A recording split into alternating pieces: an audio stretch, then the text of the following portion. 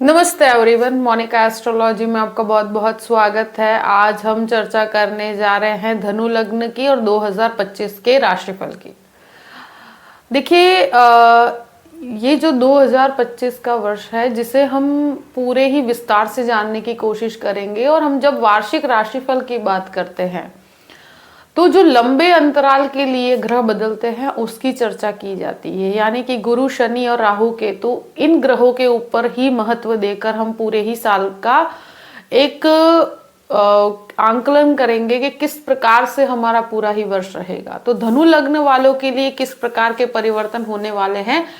सबसे पहले हम शुरुआत करते हैं शनि के ट्रांजिट की, जो सबसे पहला ट्रांजिट होने वाला है। शनि जो है वो 29 मार्च को, यानी कि 29 मार्च को मीन राशि में प्रवेश करने जा रहे हैं और 13 जुलाई से 28 नवंबर तक, यानी कि 138 डेज के लिए वक्री होंगे।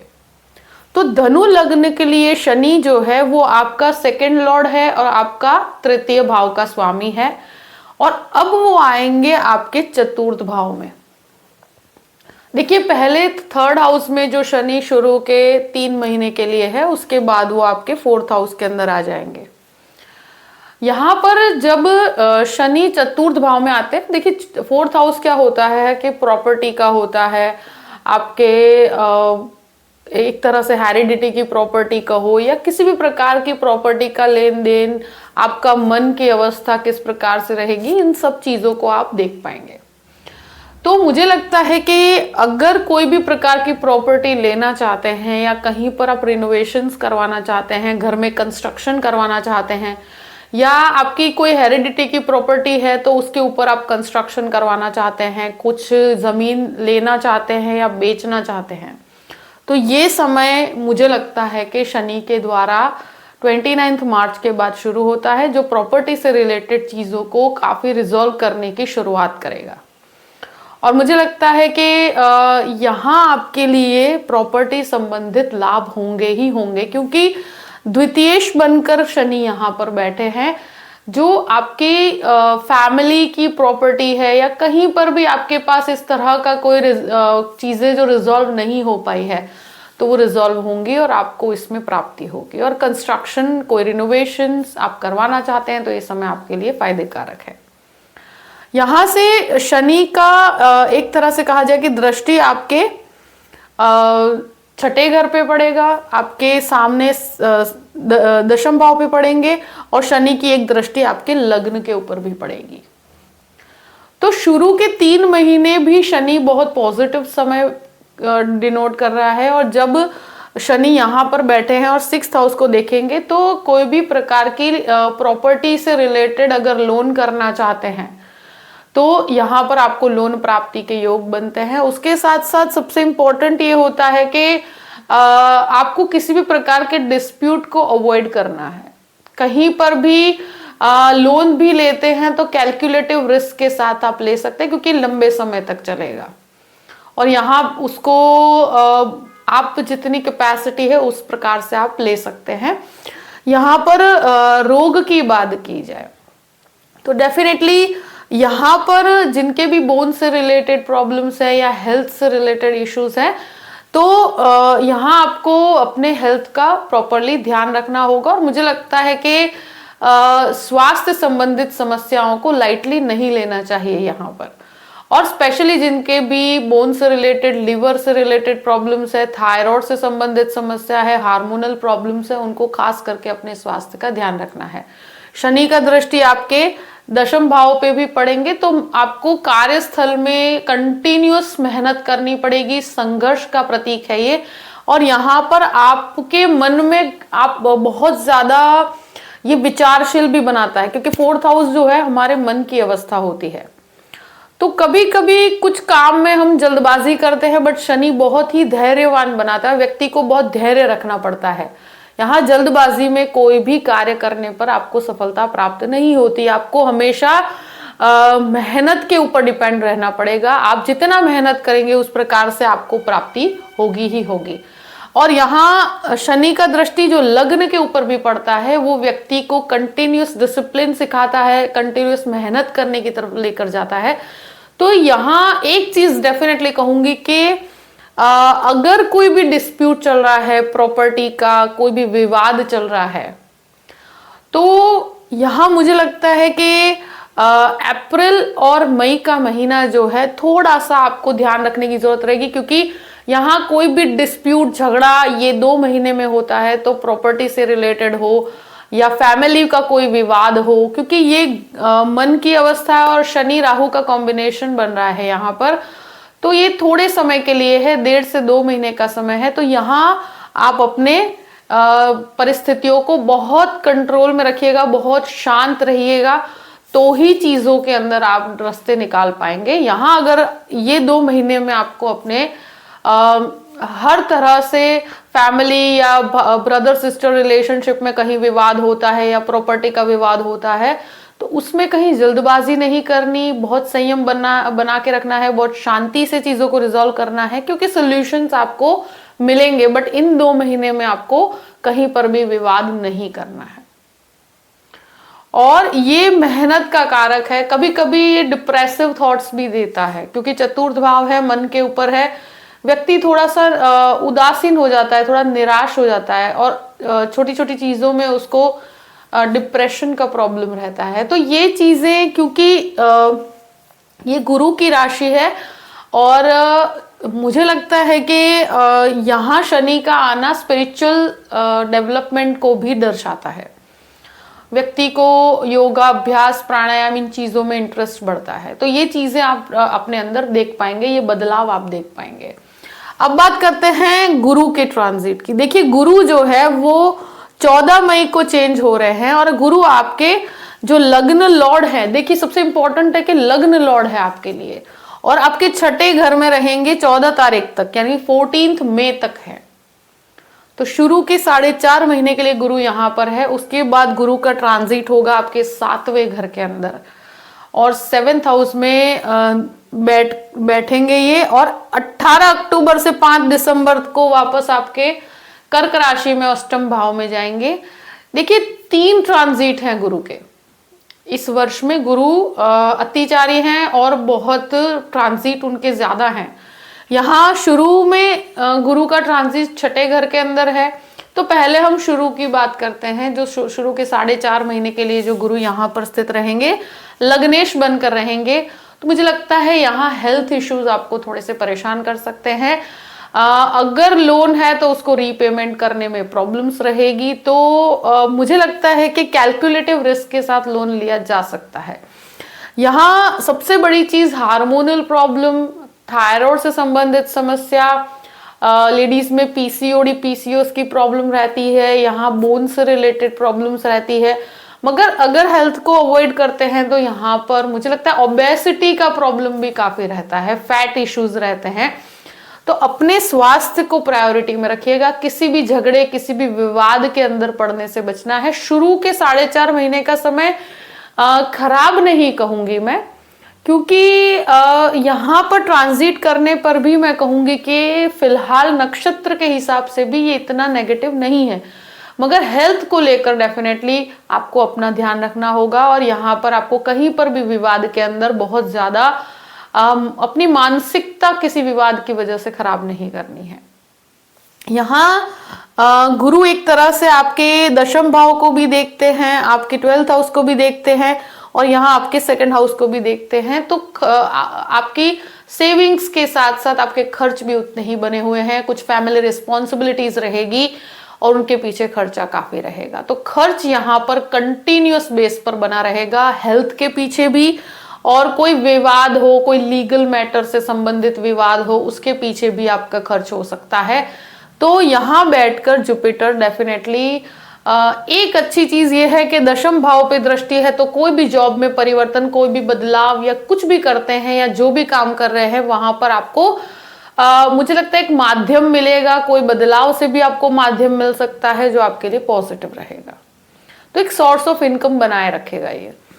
अब गुरु का ट्रांजिट 14 तारीख को होता है आपके 7th हाउस में। मुझे लगता है कि एक बहुत ही पॉजिटिव शुरुआत होगी, क्योंकि यहाँ पर लग्नेश जो है 6th में से बाहर निकल रहे हैं, और यहाँ जो आत्मविश्वास दबा हुआ है, जो नेगेटिविटी है, तो ये जुपिटर आपके लिए बहुत अच्छा है।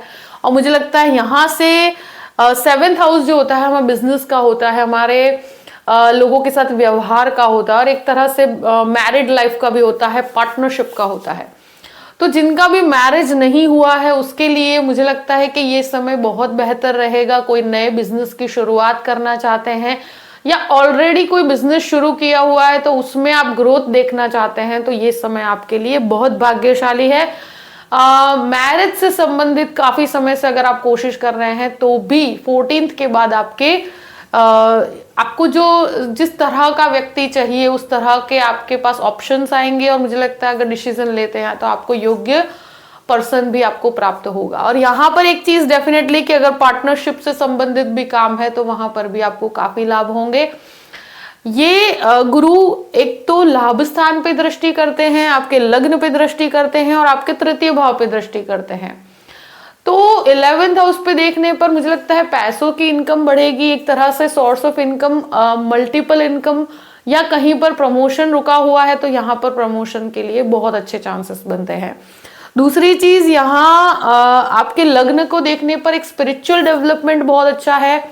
आपका एक ट्रस्ट इशू जो नहीं था, मतलब आपके ऊपर जो आप विश्वास नहीं कर पाते थे, कहीं पर एक आत्मविश्वास के अंदर कमी थी, तो आपके आत्मविश्वास में आपको बढ़ोतरी होती हुई दिखेगी। और यहाँ एक बहुत इंपॉर्टेंट चीज है कि कॉन्फिडेंस, प्रेजेंटेशन बहुत स्ट्रांग रहेगा, विल पावर स्ट्रांग होगा, और मुझे लगता है कि एक बहुत ही अच्छी प्रक्रिया रहेगी। अब गुरु का एक दृष्टि संबंध आपके तृतीय स्थान पे पड़ता है, तो ये आपको ट्रैवलिंग, कम्युनिकेशन, लोगों से जोड़ना, जो आप बहुत समय से लोगों के साथ जुड़ नहीं पा रहे थे तो यहाँ पर जुड़ने में मदद करता है। मुझे लगता है कि ट्रैवलिंग से, और सबसे ज्यादा जो ट्रैवलिंग का काम करते हैं उनको बहुत अच्छा लाभ है। ये एक तरह से आपके मार्केटिंग या सेल्स की स्किल्स को बढ़ाते हैं, तो मुझे लगता है कि ये समय आपके लिए बहुत भाग्यशाली है। गुरु का ट्रांजिट 18 तारीख के बाद आपके अष्टम भाव में जा रहा है। देखिए 18 से 5 दिसंबर तक ये जो गुरु है आपके 8वें घर के अंदर जा रहे हैं, और ये मुझे लगता है कि देखिए अष्टम भाव बहुत पॉजिटिव नहीं माना जाता है, मगर ये उच्च के होकर अष्टम भाव में जा रहे हैं और लग्नेश होकर जा रहे हैं, तो आपके लिए नकारात्मक परिणाम नहीं देंगे। ये गुरु वक्री भी होंगे 11 नवंबर से, तो देखिए यहाँ पर थोड़ा सा आपको हेल्थ का ध्यान रखना होगा। जहां पर अष्टम में वक्री होते हैं, स्टमक इश्यूज या कहीं पर भी आपको हेल्थ से रिलेटेड या लीवर से रिलेटेड प्रॉब्लम्स हैं, तो आपको अपने स्वास्थ्य का ध्यान रखना है। बाकी लर्निंग के लिए बहुत अच्छा समय है। ये समय के अंदर आप कोई भी रिसर्च बेस्ड कार्य करते हैं तो बहुत अच्छा लाभ रहेगा, जहां पर 5 दिसंबर तक आपको अपना मुझे लगता है कि अगर कोई टीचिंग या कोई नई स्किल्स सीखना चाहते हैं, कोई गूढ़ रहस्यों को जानना चाहते हैं, कहीं पर भी आप कई एस्ट्रोलॉजी सीखना चाहते हैं, तो ये समय बहुत अच्छा है। आध्यात्मिक चिंतन के लिए भी बहुत अच्छा है, आपके अंदर का सेल्फ ग्रोथ करने के लिए बहुत अच्छा है। कहीं कोई चीज नहीं आती है तो यहाँ आपको मुझे लगता है लर्निंग्स के लिए बहुत अच्छा है। फॉरेन सेटलमेंट के लिए भी ये समय बहुत अच्छा रहेगा। अगर आप विदेश जाकर पढ़ाई करना चाहते हैं तो भी ये समय आपको बहुत फायदेकारक रहेगा, क्योंकि यहाँ से गुरु का दृष्टि संबंध 12th हाउस से भी पड़ेंगे और आपके 2nd हाउस को भी दृष्टि करते हैं और आपके 4थे घर को भी दृष्टि करते हैं। तो मुझे लगता है कि ये जो समय है 18 अक्टूबर से 5 दिसंबर का, ये समय अष्टम भाव में बैठकर गुरु आपके प्रॉपर्टी के, हेरिडिटी की कोई भी झगड़े हैं तो उसमें आपको रिजल्ट देगा।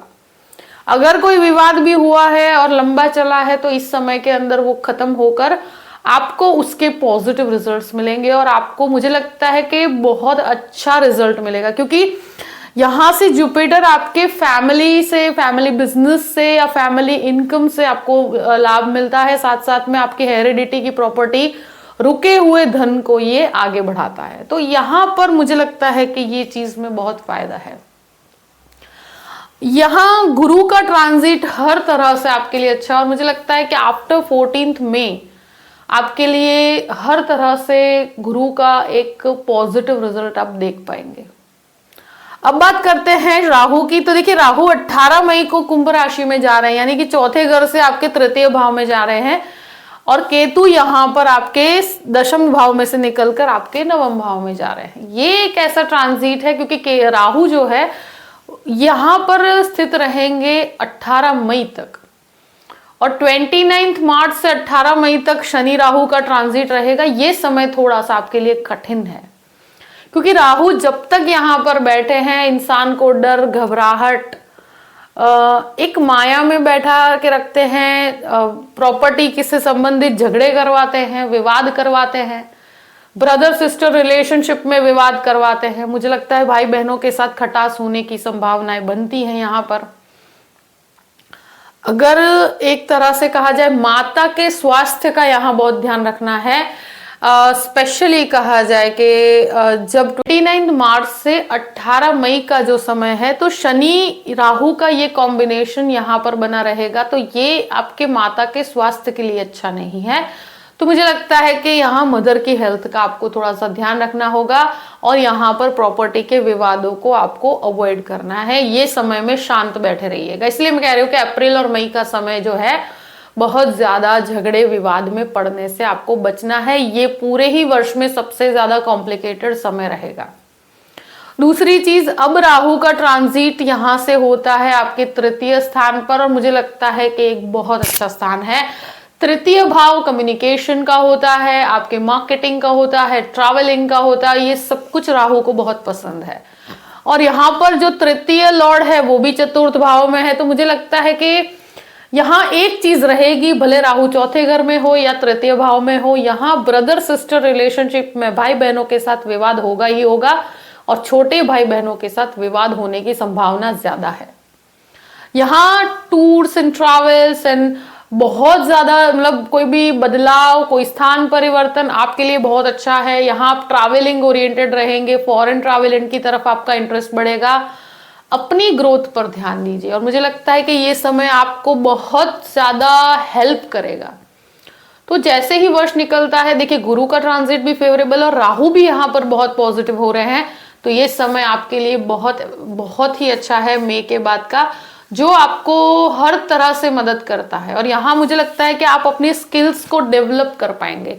जो बहुत समय से आपने जीवन में उतार चढ़ाव देखे हैं, मगर इस समय के अंदर आप अपने जीवन को सही ट्रैक पे भी ला पाएंगे। और आपके अंदर, क्योंकि ये एनकरेजमेंट बढ़ाता है, व्यक्ति के अंदर एनर्जी लेवल बढ़ाता है, तो नए काम की शुरुआत के लिए आपके अंदर एक पॉजिटिव एटीट्यूड लेकर आना या एक आपके अंदर ऊर्जा प्रदान करता है। तो आई थिंक ये राहु का तीसरे घर के अंदर रिजल्ट्स हमेशा ही अच्छा देखा गया है, तो ये आपके लिए बहुत ही पॉजिटिव समय रहेगा।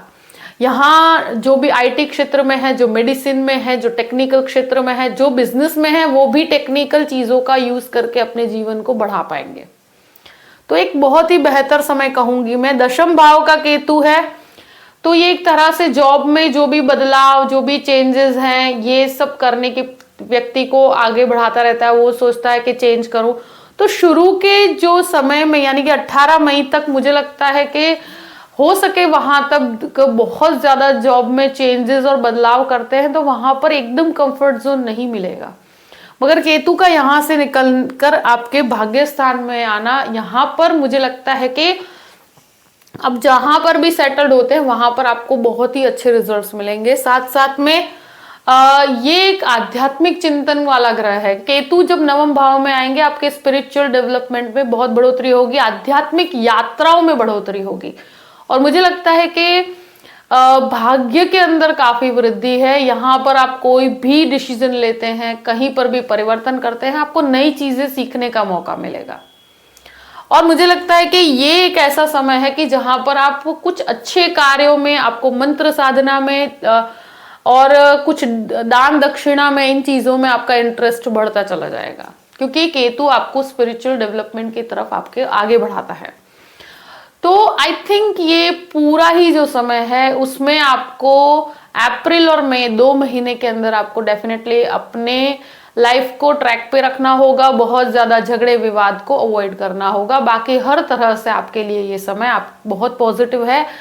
शुरू के जो स्पेशली कहा जाए कि 18 मई तक का जो समय है, वहां पर थोड़े से डिसएग्रीमेंट रहेंगे, हेल्थ इश्यूज रहेंगे, तो वहां कहीं पर भी विवाद होता है, कुछ भी आपके झगड़ा होता है, तो आपको संयम बना के रखना है। और कहीं पर भी मुझे लगता है अपने मन को कहीं पर भी नेगेटिव मत कीजिएगा, क्योंकि आगे का समय आपके लिए बहुत फेवरेबल है। मगर ये समय के अंदर भी आपको नुकसान नहीं होगा। यहाँ पर आपको डेफिनेटली एक ग्रोथ ऑफ इनकम, आपके काम में बढ़ोतरी, आपके कार्य के अंदर भी आप बहुत डिसिप्लिन रहेंगे। मगर ये जो जुपिटर जो छठे घर में है, तो ये लग्नेश बनकर है, तो वो जो पॉजिटिव एटीट्यूड के अंदर एकदम से बढ़ोतरी होनी चाहिए, वो डेफिनेटली आपको 14 मई के बाद ही दिख पाएगी। मगर जो भी समय है, मुझे लगता है कि रेमेडी की बात की जाए तो आपके लिए विष्णु सहस्त्र का पाठ करना गुरुवार के दिन बहुत अच्छा है। गाय को घास खिलाने से भी आपको बहुत ज्यादा लाभ होता है गुरुवार के दिन, तो ये रेमेडी करने से आपको बहुत फायदा होगा। तो गाय की सेवा करिए, उससे आपका लग्न लॉर्ड बहुत पॉजिटिव रहेगा। किसी भी रूप में कर सकते हैं, जो भी आपकी शक्ति हो उस हिसाब से कीजिएगा। और जो भी परिस्थिति है उसको ध्यान में रखते हुए अपने पूरे ही वर्ष को प्लान कीजिए और हमेशा खुश रहिए। Thank you so much. जय श्री कृष्ण।